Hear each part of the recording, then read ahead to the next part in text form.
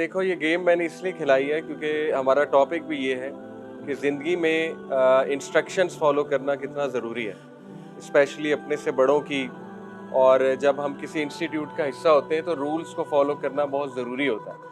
अब जैसे मैंने कहा अब्दुल्ला सेज, तो तभी आपने फॉलो करना था, ठीक है। जब मैंने अब्दुल्ला सेज नहीं कहा तो आपने फॉलो नहीं करना था। ये इसको हम इस तरह भी अप्लाई करें कि जब अल्लाह कोई हुक्म देगा तो हम करेंगे, जिस चीज़ से अल्लाह रोकेगा हम रुकेंगे, जिस चीज़ से को अल्लाह कहेगा करो वो हम करेंगे, ठीक है। तो हम अल्लाह का हुक्म मानते हैं, पहली बात। शैतान का हुक्म हम नहीं मानते, राइट। दूसरा, जब हम किसी भी स्कूल का ऑर्गेनाइजेशन का हिस्सा होते हैं तो वहाँ पे रूल्स और डिसिप्लिन को, नज़्म ज़ब्त को फॉलो करना बिल्कुल इसी तरह ज़रूरी है जिस तरह अभी मैंने आपको फॉलो कराया।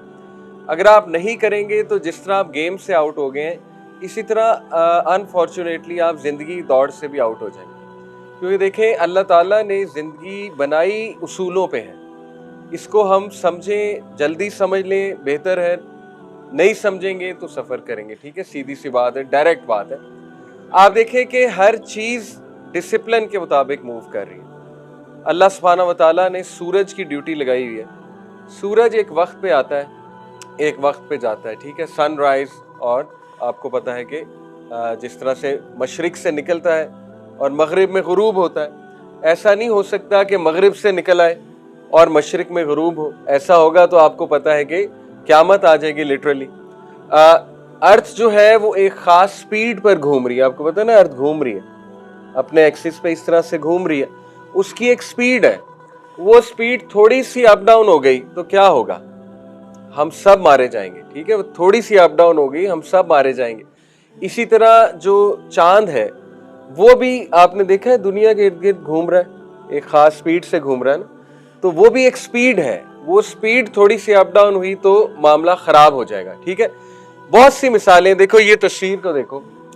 अगर ये लाइंस ना होती रोड पे, लेन्स ना होती और सबको चॉइस दी जाती कि जहां मर्जी गाड़ी लगा दो, तो आपको क्या लगता है क्या होता? किसी को जगह मिलती, किसी को जगह गाड़ी खड़ी करने की ना मिलती। किसी ने यूं लगाई होती, किसी ने यूं लगाई होती, ठीक है ना, किसी ने यूं लगाई होती।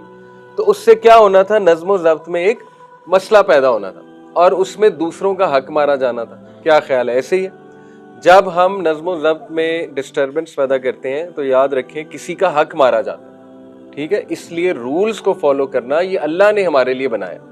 आप देखें, मैं पुलिस को जाकर कहूं जी कि मैं सीट बेल्ट नहीं पहननी, वो मुझे रोकें, जी आपने सीट बेल्ट क्यों नहीं पहनी हुई है। मैं कहूँ जी मैं नहीं पहनता, वो कहेंगे क्यों।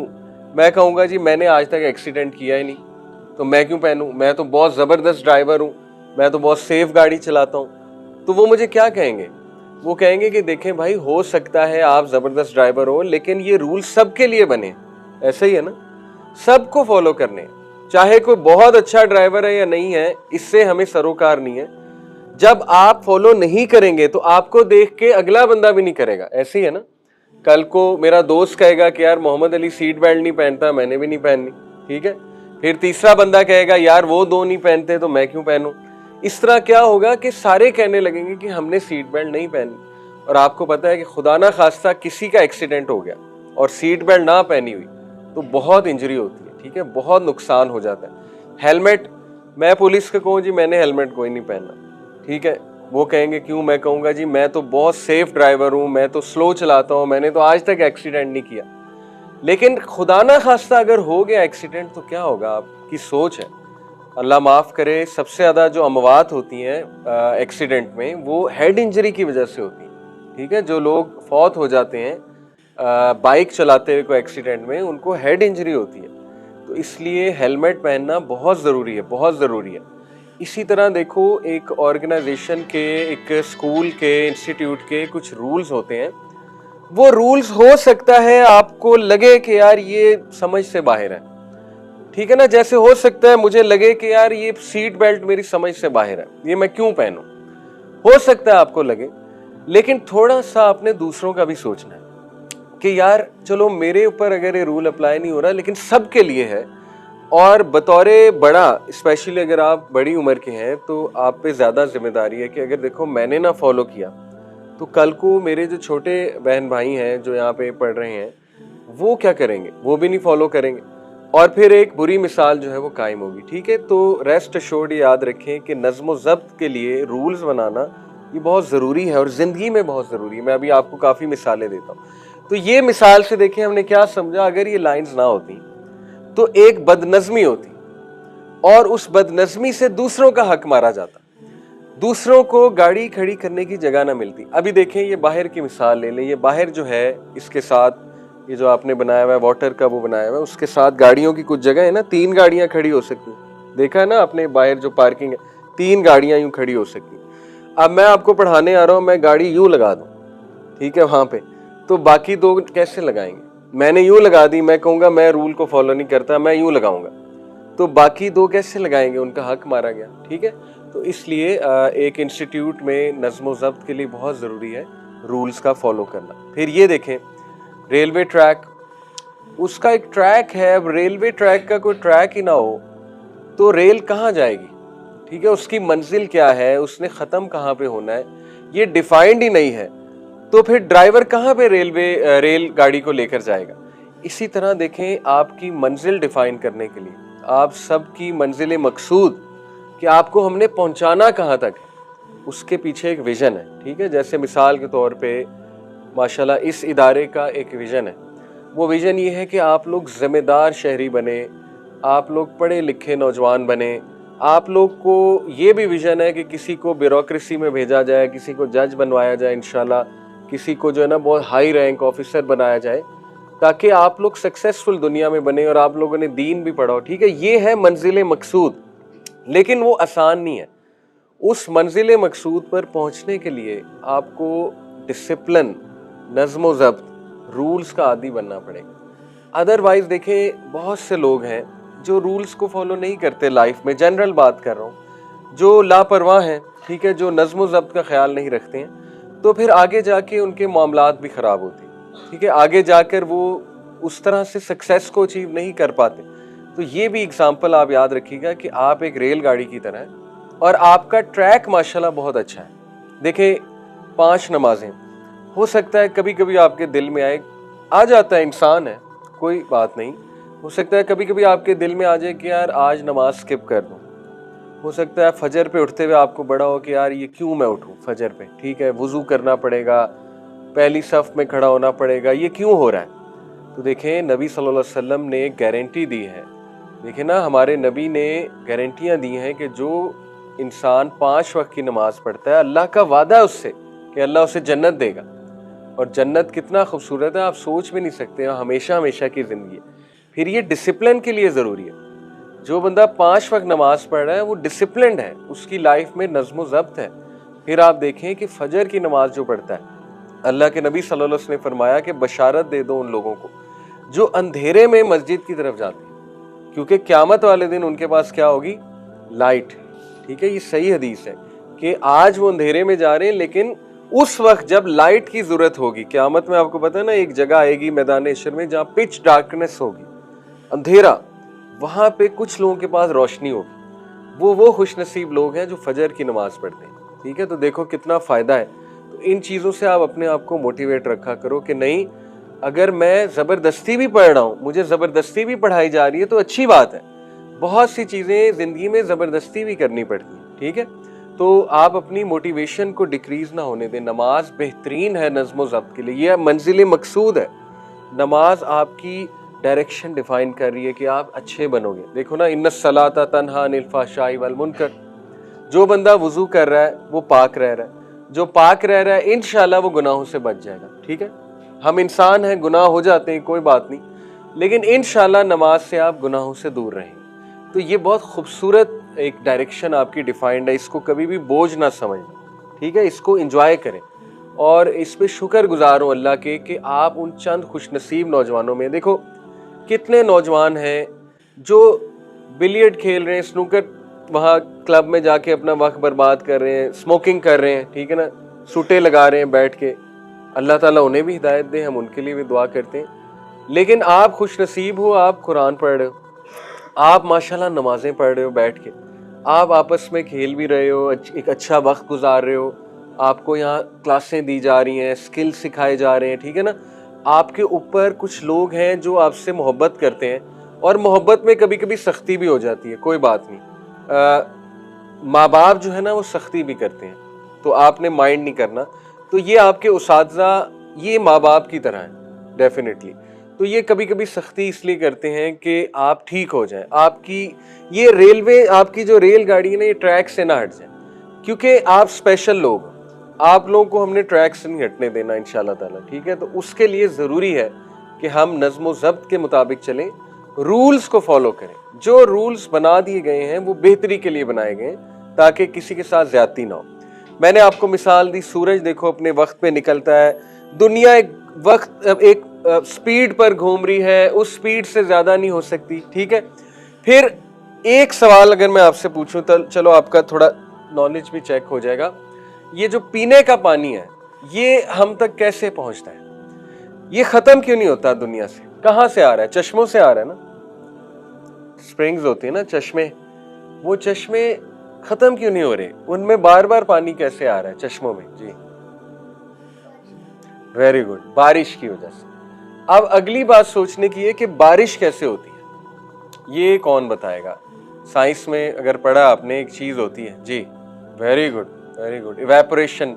ये वन ऑफ द प्रोसेसेस है, लेकिन इस पूरे साइकिल का एक नाम है, इसको एक साइकिल कहते हैं, इवेपोरेशन। वेरी गुड, अभी मैं आपको बताता हूँ इवेपोरेशन क्या होता है। इसका एक साइकिल का नाम है, क्या कहते हैं इस साइकिल को? थोड़ा सा आपके इल्म में भी इजाफा होगा ना। वाटर साइकिल, सुना है नाम कभी? साइंस में पढ़ा है कभी? वाटर साइकिल पढ़ा होगा आप लोगों ने, ठीक है। अच्छा, वाटर साइकिल आप देखें, अल्लाह हम पे कितना मेहरबान है, कितना रहम करता है अल्लाह हम पे। बैठ जाओ बेटा, कि अल्लाह ने अपने इंसानों को अनलिमिटेड, अपने बंदों को अनलिमिटेड पानी की सप्लाई किस तरह से फराहम की। एक पूरी फैक्ट्री लगी हुई है नेचर में। वो फैक्ट्री में क्या होता है, आप गौर से आप सुनना, आपके नॉलेज में इजाफा होगा। देखो जो समंदर है उनका पानी पीने के काबिल है, नमकीन पानी है, कड़वा पानी है, ठीक है। उसमें इतने खतरनाक मिनरल्स होते हैं कि अगर मैं और आप समंदरी पानी पीना शुरू कर दें हम एक दिन में मर जाएंगे, ठीक है। इतने खतरनाक मिनरल्स हैं उसमें। तो समंदरी पानी तो पीने के लायक नहीं है। क्लीन वाटर जो है वो कहां से आता है? चश्मों से, ठीक है। अब चश्मे हम पिए जा रहे हैं, लेकिन अल्लाह उन्हें भर रहा है, और आपने जैसे कहा बारिशों के थ्रू भर रहा है। लेकिन बारिश कैसे होती है? कितना खूबसूरत प्रोसेस है, थोड़ा समझ लें। देखें होता क्या है कि सूरज जो है उसकी हीट, सूरज की जो तपिश है, उससे समंदरों का जो पानी है वो भाप बनता है। एवेपोरेशन किसे कहते हैं? भाप बनने को। आपने कभी अंडा बॉयल होते देखा? अंडे को बॉयल करते हैं तो वो सॉस पैन में से वो धुआं सा नहीं निकल रहा होता, वो पानी एवेपोरेट हो रहा है। पानी क्या बन रहा है? गैस, ठीक है। पानी गैस बन के उड़ जाता है, इसको कहते हैं एवेपोरेशन, ठीक है। तो होता यह कि समंदरों का कुछ पानी, समंदर का कुछ पानी वो भाप बनता है, वेपर बनता है। वो वेपर बन के ऊपर जाता है। ऊपर क्या होते हैं? क्लाउड्स। ये देखो ये आगे क्लाउड्स बने हुए, ठीक है, वो एवेपोरेशन लिखा हुआ है। क्लाउड्स एक पूरी फैक्ट्री है। क्लाउड्स का टेम्परेचर ठंडा होता है। अब मैं आपको एक मिसाल देता हूं। देखो अक्सर आप अगर ठंडे ग्लास का पानी मुझे अभी मिलता और मैं यहां रखता ठंडे ग्लास का पानी, उस ग्लास को जब मैं उठाता तो ये टेबल पे थोड़ा थोड़ा पानी होता है। या ठंडी बोतल यहां रखूंगा, जब उठाऊंगा तो टेबल पे पानी होगा। वो पानी कहां से आ गया? टेबल पे तो पानी नहीं था। अब कोई कह सकता है कि बोतल को पसीना आ गया है, तो बोतल को पसीना तो नहीं आता, बोतल इंसान तो नहीं है, ठीक है जी। वाह, जबरदस्त जबरदस्त, शाबाश, गुड गुड, बिल्कुल बेटा उन्होंने सही जवाब दिया। हवा के अंदर पानी। अब देखो हो क्या रहा है, जो हवा है ना वो जब टकराएगी उस बोतल से, बोतल का टेम्परेचर बहुत ठंडा है, ठीक है, वो हवा पानी बन जाएगी क्योंकि उसके अंदर पानी है, ठीक है। जब हवा को ठंडा किया जाता है तो हवा पानी बन जाती है। इसको कहते हैं कंडेंसेशन, साइंस की लैंग्वेज में इसको कहते हैं कंडेंसेशन। ये एवेपोरेशन का उल्ट है।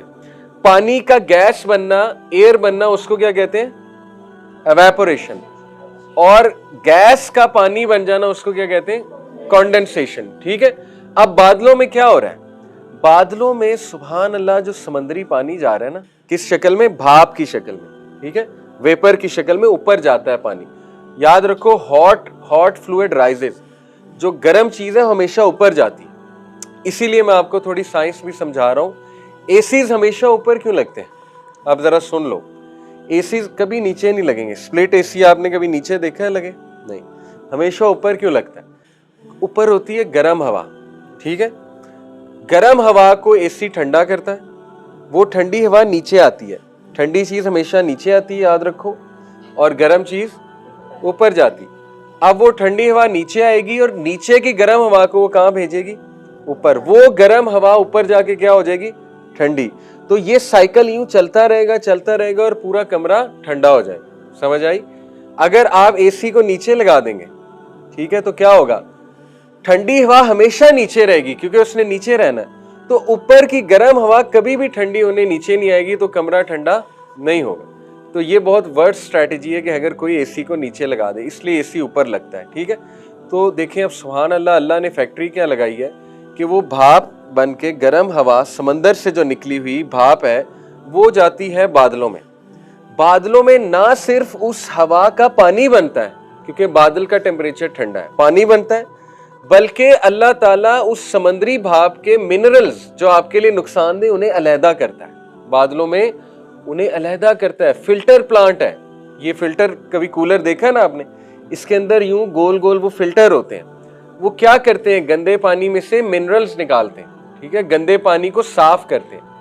बादल इतना बड़ा फिल्टर है कि समंदरी पानी को फिल्टर करता है। उसके बाद बादल में बहुत सा पानी जमा हो जाता है समंदर का। वो पानी क्या बन के नीचे गिरता है? बारिश। उसको कहते हैं प्रेसिपिटेशन। प्रेसिपिटेशन हो रही, बारिश गिर रही है, ठीक है, वो लिखा हुआ है प्रेसिपिटेशन। वो बारिश कहां गिरती है?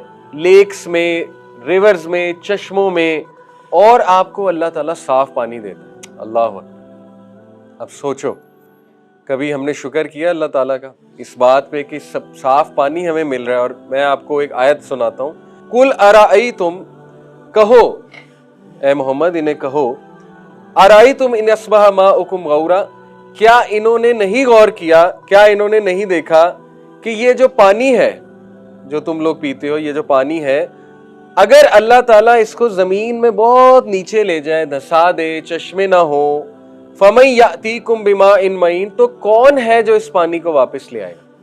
सुभान अल्लाह। देखो अल्लाह ताला कितनी पावरफुल बात सूरह मुल्क में कर रहा है कि कभी तुमने गौर किया ये पानी अगर मैं गायब कर दूं तो कौन है जो इस पानी को वापस ले आएगा? कौन सी मशीन है?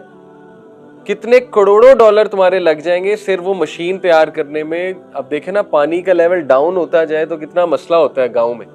आपको पता है ना, पानी नीचे होता है, ट्यूबवेल से वो पानी ऊपर आता है। तो सोचे कि ट्यूबवेल का इतना गहरा पाइप लगाना पड़े कि 200 मीटर 200 फुट नीचे, तो कितना प्रॉब्लम हो जाएगा। अब अल्लाह कहता है कि सोचो 200 मीटर नहीं, इसको 2 लाख फुट में नीचे ले जाओ, तुम लोग क्या कर लो?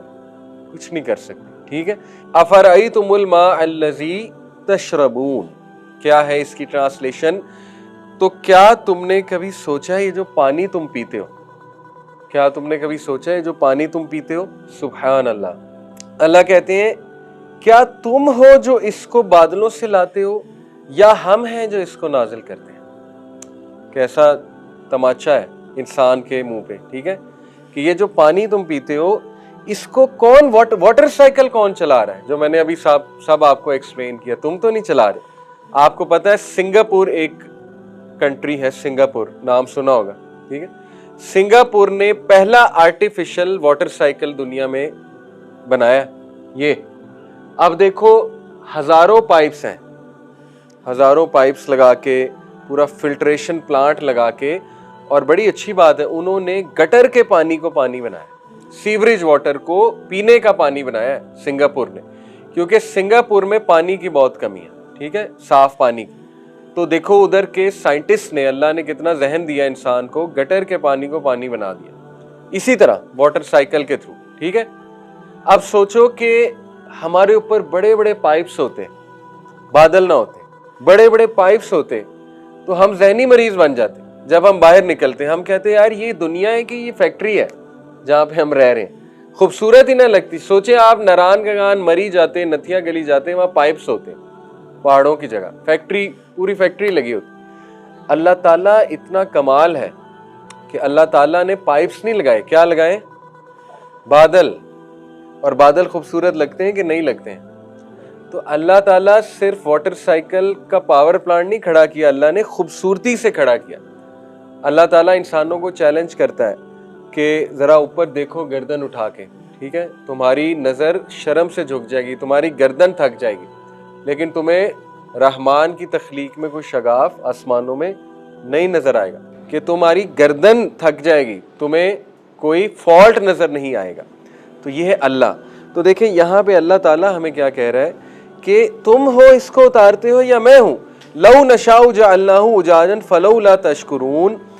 अगर हम चाहते, अल्लाह अकबर, अल्लाह कहते हैं अगर हम चाहते इस पानी को नमकीन बना देते, क्या कर लोगे तुम?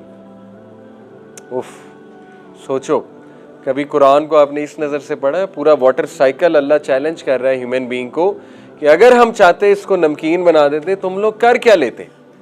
सिंगापुर को करोड़ों डॉलर लगे सिर्फ छोटा सा पावर प्लांट बनाने में। अल्लाह कहता है कि पूरी दुनिया को तुम पूरे इंसानों को पानी पिला सकते हो, तुम इनको जानवरों को पानी पिला सकते हो। कौन है इनको पानी पिलाने वाला? खरबों लोगों को पानी कौन पिला रहा है? अल्लाह। तो इसी बात पे आप नमाज पढ़ा करें। कभी आपको नमाज में डिमोटिवेशन हो ना कि क्यों पढ़ूं, इसी बात पे पढ़ लिया करें कि अल्लाह मुझे साफ पानी पिला रहा है, तो मैं अल्लाह का शुक्र क्यों ना करूं। सही बात है ना? तो देखिए, ये वाटर साइकिल की भी मिसाल मैंने आपको इसलिए दी क्योंकि ये पूरे नज़्मो ज़ब्त से चल रहा है कि नहीं चल रहा। सोचें बादल लेट हो जाए, भाप ऊपर बन के जा रही है और बादल साहब लेट आए हुए, वो कहते हैं कि मेरा दिल नहीं कर रहा आज, ठीक है, जाने का, तो क्या होगा? करोड़ों लोगों को पानी नहीं मिलेगा, बारिश नहीं होगी अगर बादल लेट हो गया, ठीक है। सोचे समंदर कहे मैंने नहीं पानी देना, अकड़ जाए आगे से, कहे कि मैं क्यों भाप दूं अपनी, मुझे क्या फ़ायदा हो रहा है। समंदर तो कभी ये नहीं कहता कि मुझे रिटर्न में क्या मिल रहा है। दुनिया में याद रखे हर चीज़ दे रही है, इंसान को भी देना चाहिए। इंसान जब रोक लेता है ना किसी चीज़ को, बदमाश बनता है, अकड़ में आता है, तो फिर नज़्मो ज़ब्त ख़राब होता है।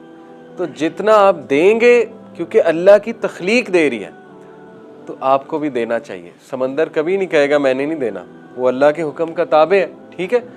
तो ये नज़्मो ज़ब्त हमें तख्लीक में भी नज़र आता है, वाटर साइकिल में भी नज़र आता है, ठीक है। आप वाटर साइकिल से कुछ हम किरदार के हवाले से लेसन्स लेते हैं कि हमें लेसन्स क्या मिले। नंबर 1, देखो जिस तरह अल्लाह रब्बुल आलमीन पानी को साफ़ कर रहा है बादलों के थ्रू, इस तरह हम लोगों को चाहिए कि हम अपने नफ्स को साफ़ करें, ठीक है ना। हमारे नफ्स में कुछ खामियां हैं, कुछ इम्प्योरिटीज़ हैं, कुछ बुराइयां हैं, वो सफाई कैसे होगी नफ्स की? हमारा वाटर साइकिल क्या है, कैसे होगी सफाई? नमाज से। नमाज हम क्यों पढ़ते हैं? ताकि तज़किया हो। क़द अफ़लह मन तज़क्का, सूरह लाला पढ़ी है ना आप लोगों ने, क़द अफ़लह मन तज़क्का व ज़करा अस्मा रब्बिही फ़सल्ला। कामयाब हो गया वो जिसने तज़किया किया, सफाई की। किस तरह सफाई की? जिक्र करके और नमाज पढ़ के। जिक्र किया और अल्लाह को याद किया और नमाज पढ़ी, ठीक है। तो नमाज को बुरा ना समझे, नमाज आपको प्योरीफाई कर रहा है। नंबर 2, जिस तरह वो साफ शफाफ पानी उतर रहा है ना बारिश का, इस तरह अपने अल्फाज को भी साफ शफाफ रखें, ठीक है। अल्फाज जो है ना ये बहुत बहुत मैटर करते हैं। आपके अल्फाज में गाली हो, बुरी बातें हो, ठीक है ना, वो गंदा पानी है, उसका आपको नुकसान है। सबसे पहले आपके अल्फाज साफ़ हों, शफाफ हों, उनमें प्यारी बातें हों, ठीक है ना, अच्छी बातें हों, तो ये असल में बात है कि आपने नफ्स की सफाई कर ली। और नंबर 3, जिस तरह रेन ये देख के तो नहीं बरसती ना कि फ़लानी जगह बरसना है, फ़लानी जगह नहीं बरसना है, उसको तो हुक्म होता है, वो तो सब पे बरसती है, सबको फ़ायदा देती है।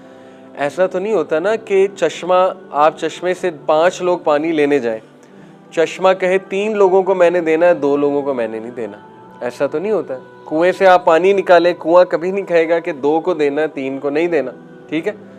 इसी तरह आप लोगों को भी सबकी मदद करनी चाहिए, ठीक है, एक दूसरे की मदद करनी चाहिए। ये नहीं कहना चाहिए इसकी नहीं करूँगा, इसकी नहीं करूँगा, क्योंकि अल्लाह ताला हम सबको पिला रहा है, तो हम कौन होते हैं दूसरों के लिए चीज़ें रोकने वाले, ठीक है। अब देखिए ये कुछ लेसन्स हैं नज़्मो ज़ब्त के। एक और मिसाल मैं आपको देता हूँ। चले आपसे सवाल पूछता हूँ, शहद की मक्खी, शहद बनाती है, ठीक है। सारी उम्र एक शहद की मक्खी, इसकी उम्र होती है, पता नहीं मुझे अब एग्जैक्ट आइडिया नहीं है, मेरे ख्याल 2-3 साल होती होगी शायद, या 1 साल। बहरहाल सारी उम्र शहद की मक्खी मेहनत करती है, ठीक है। किस तरह? रस चूसती है इनका फूलों का, और सुभान अल्लाह उसके पेट में शहद बनता है। अल्लाह ताला ने पूरी फैक्ट्री लगाई है उसके पेट में। आप मुझे अंदाज़न बताएं कि सारी उम्र शहद की मक्खी कितना शहद बनाती होगी, एक शहद की मक्खी सारी उम्र में मेहनत करके, अंदाज़न बताएं, थोड़ा आइडिया। 1 चम्मच, 2 चम्मच या कम, कितना अंदाज़न एक मक्खी कितना शहद बनाती है? अंदाज़ा बता दो। 1 कतरा, इस पे सोचा जा सकता है। देखें जो चम्मच होता है ना इतना, उसका 12वां हिस्सा, तकरीबन 2-3 कतरे, ठीक है, उसका 12वां हिस्सा, ठीक है।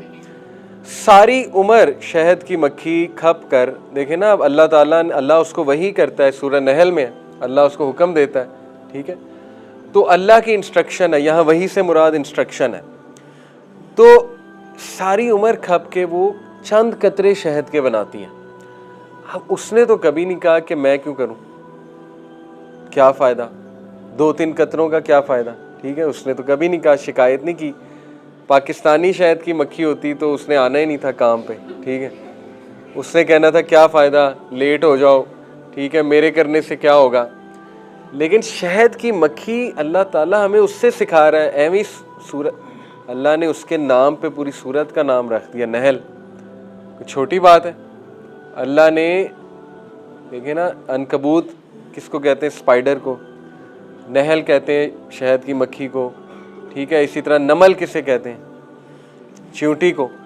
अल्लाह ने ऐसे ये क्रेडिट नहीं दिया हुआ इन मखलूक़ात को। ये कभी आप गौर करें, चींटी जो है उसको कभी आप ऑब्जर्व करें, चींटी को, चींटी चल रही हो ना, उसके आगे आप हाथ रख दें तो वो रुक जाती है।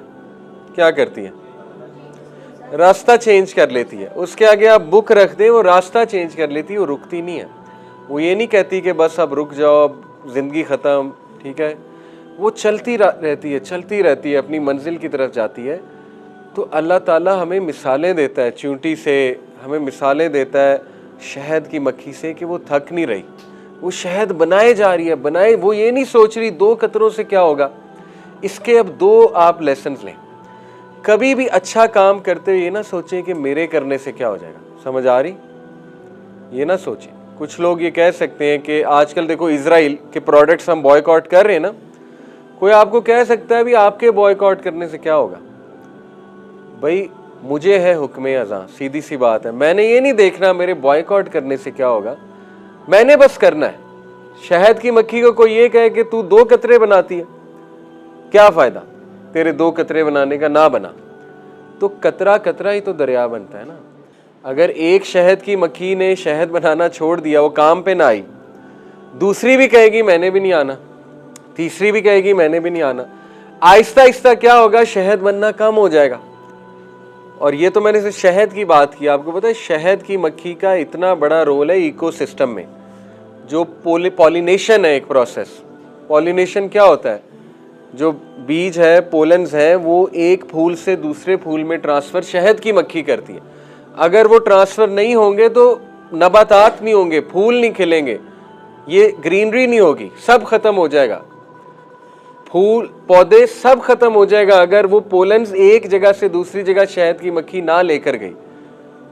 तो देखिए शहद की मक्खी देखने में कुछ नहीं है, लेकिन उसका इतना बड़ा रोल है, इतना बड़ा रोल है कि अगर वो एक भी मारी जाए, 2-3 भी मारी जाए ना, तो इकोसिस्टम पे बहुत फर्क आता है, इफेक्ट आता है शहद की। इसीलिए उसको मारना नहीं चाहिए। आपको पता है शहद की मक्खी को अगर काटने लगे तो वो एक अलग बात है, लेकिन वैसे आप उसको ना मारें, उसका एक बहुत बड़ा मकसद है यहाँ पे। एनीवे, डेमो को मार सकते हैं, लेकिन शहद की मक्खी जो है उसका बहुत बड़ा एक मकसद है।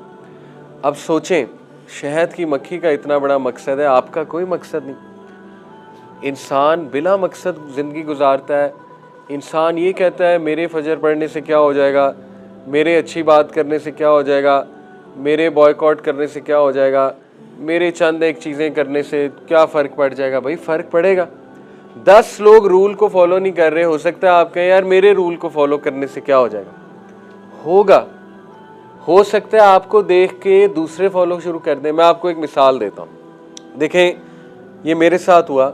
मैं इशारे पे खड़ा हुआ, एक इशारे पे, तो सारे लोग जो है ना वो चली जाएं क्योंकि पुलिस वाला नहीं था। और हमारी आदत है पुलिस वाला ना हो तो हम फॉलो नहीं करते रूल्स। हम कहते हैं छोड़ो, पुलिस वाला नहीं खड़ा, बस ऐसी की तैसी।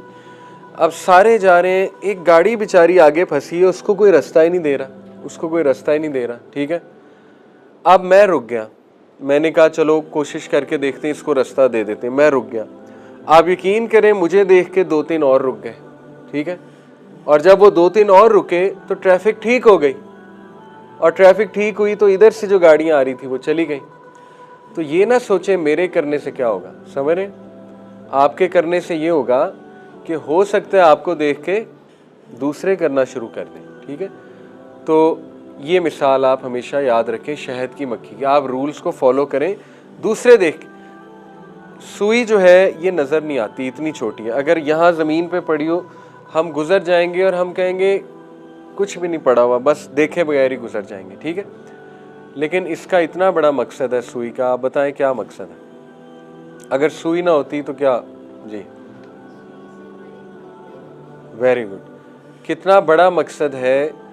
अब आप लूम्स में चले जाएं, टेक्सटाइल मिल्स में, वहाँ सुइयाँ लगी होती हैं, वो हर वक्त धागों को, कपड़ों सी रही होती हैं, ज़ाहिर है। तो ये मैं आपको बताना ही चाह रहा हूँ कि एक छोटी सी चीज़ का देखो कितना बड़ा मकसद है, एक सुई का, ठीक है। तो इंसान जो है वो 5 फुट 6 फुट, ठीक है, इंशाल्लाह आपका भी कद एक दिन इतना होगा। तो इंसान इतना लंबा चौड़ा, उसका कोई मकसद नहीं है।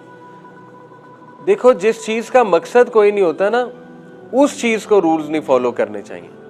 वो कह सकता है कि मैंने कोई रूल फॉलो नहीं करना, वो कह सकता है कि मैंने नज़्म ज़ब्त में नहीं रहना, क्योंकि वो कह सकता है मेरा मकसद ही कोई नहीं, मैं क्यों फॉलो करूं। लेकिन जिसका मकसद बहुत बड़ा है, ठीक है, जिसने ज़िंदगी में बहुत कुछ करना है, जिसने कामयाब होना है ज़िंदगी में, उसको रूल्स फॉलो करने पड़ेंगे। ये मैं आपको जो है ना बताना चाह रहा हूँ। आपको एक बहुत ज़बरदस्त इंटरेस्टिंग एक एक्सपेरिमेंट बताता हूँ।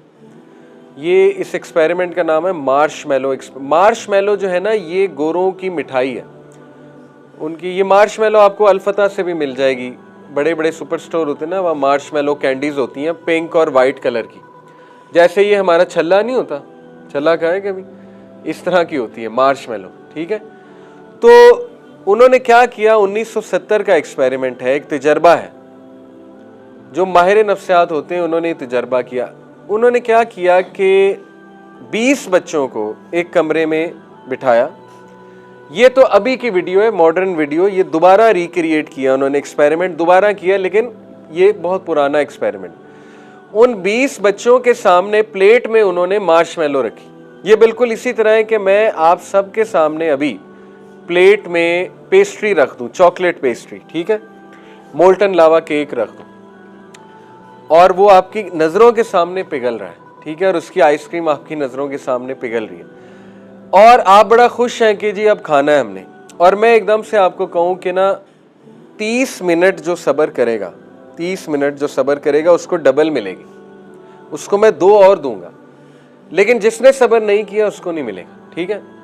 यही हुआ। इन 20 बच्चों को उन्होंने पता है क्या कहा कि जो बच्चा 30 मिनट हाथ नहीं लगाएगा ना मार्शमैलो को, उसको हम डबल देंगे, जो लगा लेगा उसको हम नहीं देंगे। अब इसके बाद वो चले गए।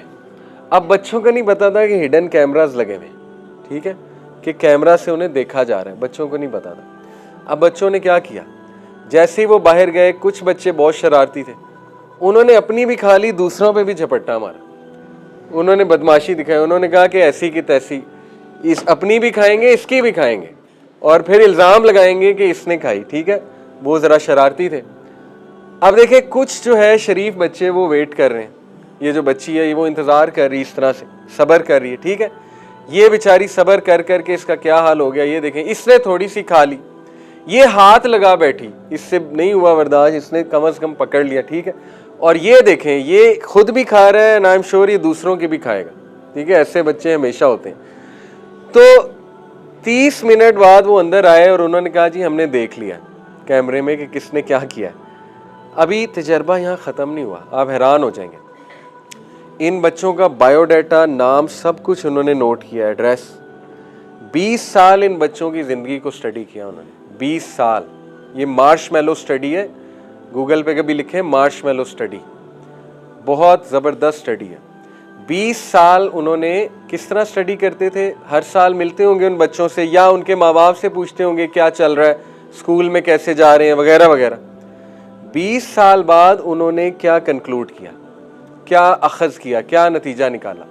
वो बच्चे जिन्होंने दूसरों पे भी झपट्टा मारा था और ख़ुद भी खा बैठे थे, जिन्होंने कोई रूल फॉलो नहीं किया था और जिनमें सब्र नहीं था, ठीक है, और जिन्होंने डिसिप्लिन नहीं शो किया था, उनकी ज़िंदगी सबसे ख़राब थी।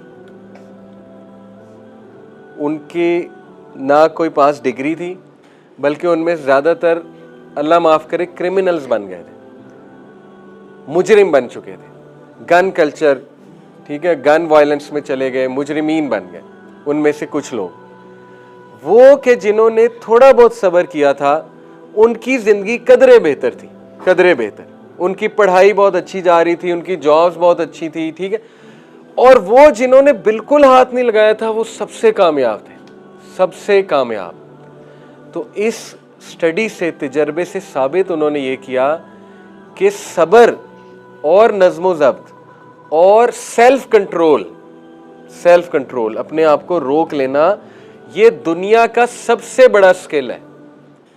इसमें एक किताब है पूरी, 7 Essential Skills to Teach Your Child।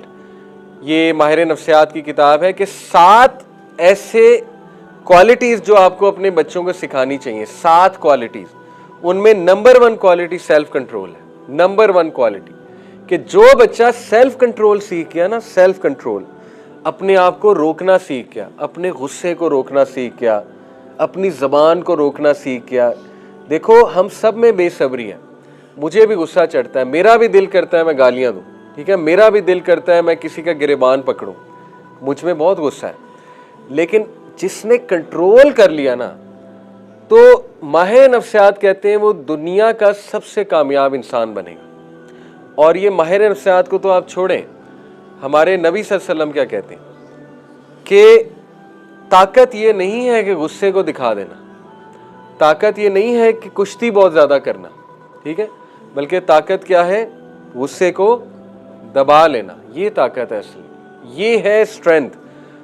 तो जितना जो सेल्फ कंट्रोल इस उम्र में दिखाएगा ना, आपकी उम्र में नज़्म ज़ब्त के साथ चलेगा, अपना हाथ रोक लेगा, ठीक है ना, डिसिप्लिन रहेगा, मैं गारंटी देता हूँ 20 साल बाद, ये तजर्बा मैं भी कर सकता हूँ, आज मैं आपको लिख के देता हूँ, इंशाल्लाह 20 साल बाद आप देखना आप कहाँ होंगे, ठीक है। इसको आदत बनाएं। तो इसलिए हर स्कूल के कुछ रूल्स होते हैं, वो थोड़े स्ट्रिक्ट भी हो सकते हैं, लेकिन यकीन जाने वो स्ट्रिक्टनेस आपकी बेहतरी के लिए है, क्योंकि इंसान है लापरवाह। अगर हमने लापरवाही दिखाई तो हम ट्रैक से हट जाएंगे, हमारी रेलगाड़ी ट्रैक से निकल जाएगी और फिर हमें कोई फ़ायदा नहीं होगा ज़िंदगी में। तो शुक्र करें कि आप ऐसी जगह हैं जहाँ पे आपको फॉलो कराया जा रहा है, फॉलो, ठीक है। तो ये हम सब के लिए बेहतर है। मेरी भी अम्मी, आपको पता है, मैं अभी पिछले दिनों बता रहा था कि अल्हम्दुलिल्लाह मैं रेगुलर नमाज अब पढ़ता हूँ। बीच में थोड़ा सा मैं हिला था स्टूडेंट लाइफ में, जब मैं फर्स्ट ईयर सेकंड ईयर में गया ना, तो मैं थोड़ा सा नमाज़ों से हट गया, कुछ बुरी कंपनी में पड़ गया, लेकिन ज़्यादा देर नहीं हट सका, अल्हम्दुलिल्लाह वापस आ गया। उसकी वजह वापस आने की ये थी कि जो आदत बचपन में पक्की बनी हो ना, बंदा उस पर वापस आ ही जाता है। तो माशाल्लाह आप लोगों की बचपन से पक्की आदत बनाई जा रही, चाहे डंडे के ज़ोर पे। कल को आप शुक्रिया करेंगे कि हमारी आदत बना दी। देखो, मेरी वालदा, आपको पता है, मुझे खाना नहीं देती थी जब तक मैं नमाज नहीं पढ़ लेता था, मुझे खाना नहीं देती थी जब मैं आपके जितना था, ठीक है। कभी कभी मैं झूठ भी बोलता था कि मैंने नमाज पढ़ ली खाना खाने के लिए। आपको पता है बच्चे शरारत भी करते हैं, ठीक है। तो मैं क्या करता था, मैं कमरे में जाता था, ड्राइंग रूम में, नमाज नमूज कोई नहीं पढ़ता था, और आके कहता था मैंने नमाज पढ़ ली, झूठ बोल देता था खाना खाने के लिए। लेकिन मैं आपको बता रहा हूँ, मेरे घर में मेरी वालदा खाना नहीं देती थी जब तक मैं नमाज नहीं पढ़ता था। उससे क्या हुआ कि मैं नमाज पढ़ लेता था, कुछ ना कुछ करके पढ़ लेता था, लेकिन बाद में जब मैं नमाज से हिला तो अल्हम्दुलिल्लाह वो आदत मुझे वापस ले आई, क्योंकि बचपन से आदत डाल दी थी, ठीक है, वालदा ने। तो आप शुक्र करें आपको आदत डाली जा रही, चाहे डंडे के ज़ोर पे, मैं बार बार कह रहा हूँ, ठीक है। तो नज़्म ज़ब्त और रूल्स को इंशाल्लाह ताला आप लोगों ने फॉलो करना है, और ये याद रखनी है case study, Marshmallow case study, जो अपना हाथ रोक लेगा। और देखो कुरान, अल्लाह ताला कितनी कस्में खाता है सूरह शम्स में, चलें काउंट करते हैं। वश्शम्सी वज़ुहाहा, ये कितनी कस्में? 2। शम्स किसे कहते हैं? सूरज को। वज़ुहाहा सुबह को, सुबह है जी इसका जुहा का, जी 2 कस्में हो गई। वश्शम्सी वज़ुहाहा वल क़मरी इज़ा तलाहा, ये कितनी हो गई? 4। वन्नहारी इज़ा जल्लाहा, कितनी हो गई? 6। वल्लैली इज़ा यग़शाहा, 5 हो गई। असल में नहार लैल की कसम है, रात की कसम, ठीक है। वस्समाई वमा बनाहा, 7 हो गई। वलर्ज़ि वमा त्वहाहा, 8 हो गई, ठीक है। वनफ्सिम वमा सव्वाहा, कितनी हो गई? 9 हो गई, ठीक है। फ़अल्हमहा फ़ुजूरहा व तक़वाहा, ये कसम नहीं है। तो और फिर उसके बाद क़द अफ़लहा मन ज़क्काहा, 10 वैसे खाई हैं अल्लाह ने, 10 से 11 कस्में खाई हैं, ठीक है, सूरह शम्स में। और जब अल्लाह कसम खाता है ना तो कोई बहुत इंपॉर्टेंट बात आने वाली है, बहुत ज़रूरी। जैसे मैं आपको आज कहूँ कि खुदा की कसम, अब आपके कान एकदम खड़े हो जाएंगे कि यार ये तो कोई बहुत ही सीरियस बात करने लगे हैं, क्योंकि इन्होंने कसम खा ली। सोचे रब 10 से 11 कस्में खाने के बाद एक बात कर रहा है, क़द अफ़लहा मन ज़क्काहा, कामयाब हो गया वो जिसने हाथ रोक लिया, तज़किया किया, जिसने हाथ को रोक लिया। मार्शमैलो स्टडी को छोड़ें, अल्लाह बता रहा है 11 कस्में खा के कि वो कामयाब है जिंदगी में जिसने तज़किया किया, रुक गया। और फिर अगली बात भी बता दी, वक़द ख़ाब मन दस्सा, डूब गया, तबाह है वो शख्स जिसने सबमिट कर दिया, जो नहीं रुका। ये देखें डूब रहा है ये बंदा, नीचे जा रहा है तस्वीर में। तो अल्लाह ताला ने भी हमें बात बता दी है कि रुक जाओगे तो बेहतर है, इंस्ट्रक्शन फॉलो करोगे तो बेहतर है। सुन्नत से मुझे कोई वाकया बताएं शाबाश, कि जब मुसलमानों ने इंस्ट्रक्शंस नहीं फॉलो किए और उन्हें नुकसान हुआ, बड़ा कोई वाकया बताएं सीरत से। ज़बरदस्त, माशाअल्लाह, गुड, बारकल्लाह। तीर अंदाज, 50 तीर अंदाज नबी सल्लल्लाहु अलैहि वसल्लम ने एक पहाड़ी पे खड़े किए और उन्हें क्या हुक्म दिया कि आपने नहीं हिलना, जो मर्जी हो जाए आपने नहीं हिलना। लेकिन बस इंसान थे, फिसल गए। हुआ ये कि वो जब उन्होंने देखा कि जंग तो ख़त्म हो गई, लग भी ऐसा रहा था जंग ख़त्म हो गई, कुफार भाग गए, मुशरिकीन भाग गए, तो बस वो बतौर इंसान थोड़ा दिल में आया कि हम माले गनीमत इकट्ठा करें। तो उस चक्कर में कोताही हुई, रोका भी, 2-3 ने रोका कि ना जाओ, नबी सल्लल्लाहु अलैहि वसल्लम का हुक्म एंड तक फॉलो करना, एंड तक, अमीर का हुक्म। बस वो बतौर इंसान कोताही हो गई और उसका क्या नुकसान उठाना पड़ा हमें, वो आपके सामने। खालिद बिन वलीद बहुत क्लेवर और बहुत ही अक्लमंद, जाहिर है बाद में मुसलमान हुए, सैफुल्लाह, उन्होंने देख लिया और उन्होंने इसको मौके का फ़ायदा उठाया और पीछे से हमला कर दिया। तो उसका नुकसान हमें क्या उठाना पड़ा? हज़रत हमज़ा शहीद, हज़रत मुसअब बिन उमैर शहीद, ठीक है, हज़रत हुज़ैफ़ा के बाद मतलब जय्यद सहाबा शहीद हुए, 70 सहाबा शहीद हुए, ठीक है। तो देखो जब मुसलमान इंस्ट्रक्शन नहीं फॉलो करता, नबी की इंस्ट्रक्शन से फिरता है ना, तो बहुत नुकसान होता है, बहुत नुकसान। इसी तरह जब आप इदारे की इंस्ट्रक्शन नहीं फॉलो करेंगे, याद रखें शायद आपका डायरेक्ट नुकसान ना हो लेकिन किसी का होगा। जैसे मैं यहाँ गाड़ी यूं खड़ी करके लगा दूं, मेरा कोई नुकसान नहीं होगा, लेकिन मैं 2 लोगों का हक मारूंगा कि नहीं मारूंगा? 2 लोगों का हक मार लूंगा ना गाड़ी गलत खड़ी करके। तो इसलिए इंस्ट्रक्शंस को फॉलो करना। और आखिरी चीज़, इस बंदे की स्टोरी मैं आपको सुनाता हूँ। है तो नॉन मुस्लिम, लेकिन सिर्फ आप लोगों को इंस्पायर करने के लिए कि इंसान में अल्लाह ताला ने कितना पोटेंशियल रखा हुआ है। इस बंदे का नाम है कैरली टैकेक्स। ये नाम असल में ये एक कंट्री है हंगरी, बल्गेरिया है गालिबन उसका लेटेस्ट नाम, लेकिन या शायद हंगरी अब भी है, बहरहाल ये 1930 की बात है। ये शख्स जो है ना कैरली टैकेक्स, इसका राइट हैंड से शूटिंग करता था, रैपिड फायर शूटिंग, और बला का शूटर था, यानी खड़े खड़े ऐसा निशाना लगाता था कि दुनिया दंग रह जाती थी। सीधा सीधा जाग, यानी कोई कंकरी भी सामने रखी ना, सीधा कंकरी को मारता था। तो इसकी ख्वाहिश थी गोल्ड मेडल जीतना ओलंपिक्स में, इसकी सच्ची कहानी है, ठीक है। लेकिन ये ओलंपिक्स में जा नहीं पाया। 1936 और 40 के ओलंपिक्स हर 4 साल बाद होते हैं ना, ये इसलिए नहीं जा पाया